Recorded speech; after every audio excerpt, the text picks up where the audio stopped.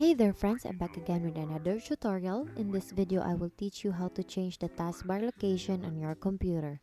It's a simple process that can make your desktop experience more customized and efficient. So let's get started. The first step is to right-click on an empty space on your taskbar. Look for an area without any icons or open windows.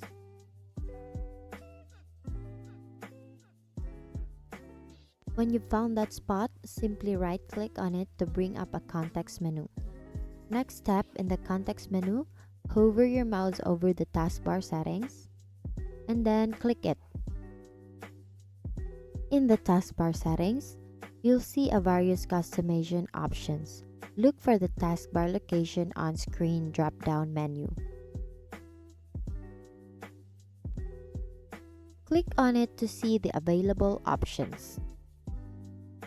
Now you can choose where you want to place your taskbar. You have three main options: bottom, left, and right. By default, the taskbar is usually located at the bottom of your screen. But if you prefer a different location, you can easily change it here.